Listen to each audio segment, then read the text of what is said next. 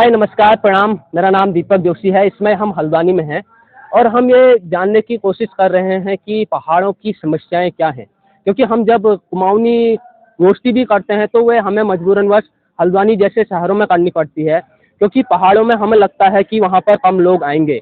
तो पहाड़ों की ये बड़ी समस्याएं हैं। हमारे साथ दो लोग हैं, हमारे साथ कोमल भट्ट मैम है और प्रवीण प्रकाश जी हैं। दोनों से जानेंगे पहाड़ों की क्या क्या समस्याएं हैं और उनका निदान क्या हो सकता है। सबसे पहले कोमल मैम के पास। मैम आपका बहुत बहुत स्वागत। धन्यवाद। आपने ये पूछा, बहुत अच्छा सवाल है, क्योंकि जो पहाड़ है उसकी मेन समस्या है पलायन। और पलायन लोग इसके बहुत मतलब प्रमुख कारण है। बेसिक नीड्स जो होती हैं हमारी, जैसे कि शिक्षा, स्वास्थ्य, बिजली, पानी, इन सब की वजह से लोगों को क्या है, एक जगह से दूसरी जगह पर पलायन करना पड़ रहा है। और सबसे बड़ी समस्या है बेरोजगारी की। अनएम्प्लॉयमेंट इतना बड़ा मतलब स्तर तक फैल चुका है कि यहाँ के जो युवा हैं, जो पढ़े लिखे युवा हैं, जिन्होंने बीटेक एमटेक किया है, बड़ी बड़ी मतलब जगह से पढ़ाई की है, उन्हें भी अपने रोजगार के लिए बाहर जाना पड़ता है। तो और मैं ये कहना चाहूँगी कि अपने ही अगर उत्तराखंड में बड़ी बड़ी फैक्ट्रियों को, बड़े बड़े उद्योगों को बढ़ावा दिया जाए, लोगों को रोजगार दिया जाए, यहाँ पर बिजली, पानी और शिक्षा, स्वास्थ्य की उचित व्यवस्था की जाए, तो मेरा मानना है कि काफ़ी हद तक पलायन को रोका जा सकता है। और जो युवा हैं वो क्या कर सकते हैं कि अपने आसपास के क्षेत्रों में इसके लिए प्रचार प्रसार कर सकते हैं, पलायन को रोकने के लिए, और इसके बारे में लोगों को जागरूक कर सकते हैं। और सबसे बड़ी चीज़ है कि आजकल हमारे जो उत्तराखंड है वहाँ की महिलाएं बहुत जागरूक हो गई हैं समूहों के माध्यम से, क्योंकि हमारे उत्तराखंड में छोटे छोटे समूह बनाकर जो महिलाएं हैं वो अपने लघु उद्योग को बढ़ावा दे रही है, जैसे मडुआ हो गया, झिंगोरा हो गया, और इन सब की जो प्रोडक्शन है उसको यहाँ से बाहर भेजा जा रहा है। और मडुआ जिसे रागी बोलते हैं उसका जो निर्यात है वो जापान को भी जाता है। तो इस वजह से हम अपने देश को, मतलब उत्तराखंड को, इसकी संस्कृति को और यहाँ पर जितना बेरोजगार है उसको काफ़ी हद तक कम कर सकते हैं। बिल्कुल, आप देख सकते हैं पहाड़ बचाना है तो वहाँ की संस्कृति बचानी है, वहाँ के लोगों को। और इन्होंने संस्कृति का इतना अच्छा उदाहरण हमको दिया है। पूरे पिछोड़ा पहन के आए हैं और जो मानटिका होती है, नथ होती है, ये पहाड़ी विशेषकर खास है।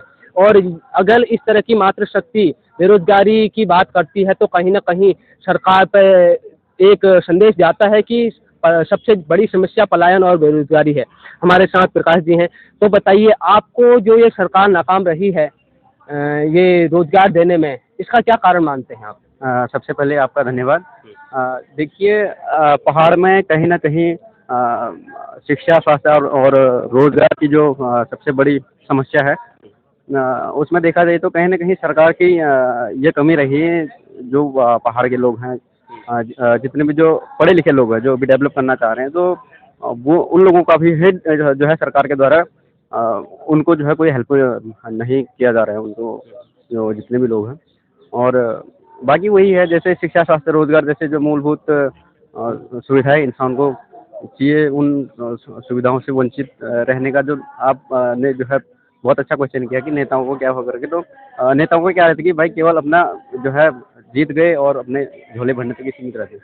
और चुनाव तक तो ठीक है, ये रहता है कि भैया ठीक है, ये विकास करेंगे, वो करेंगे, ये करेंगे, लेकिन जो है अंत में अपना केवल अपना जैसे जीतने के बाद जो है कोई नेता नहीं चाहता कि भैया आपके घर में जो है शिक्षा, स्वास्थ्य, रोजगार से रिलेटेड कितनी आपको सुविधाएं मिल रही हैं। तो ये कहीं ना कहीं बहुत बड़ा मुद्दा है। और जो है जितने भी हमारे जनप्रतिनिधि हैं, उन जनप्रतिनिधियों को आगे आना पड़ेगा। पहाड़ के जितने भी पहाड़ में जितनी भी असुविधाएं हैं, उन असुविधाओं की पूर्ति के लिए हर एक नेता को आगे आना पड़ेगा, जागरूक होना पड़ेगा। और जहाँ भी सड़कें नहीं हैं अभी, उन क्षेत्र में जो है सड़कों के लिए प्रयास करना चाहिए। और अब मामला ये है कि पहाड़ का युवा जाग उठा है, पहाड़ की बात करने लगा है। तो लगातार अगर इसी तरीके से मुद्दे उठते रहे और एक अपनी आवाज़ बुलंद करते रहे तो उत्तराखंड में परिवर्तन अवश्य आएगा। तो आप इसी तरीके से देखते रहे। जिस वाणी, आपका बहुत बहुत धन्यवाद।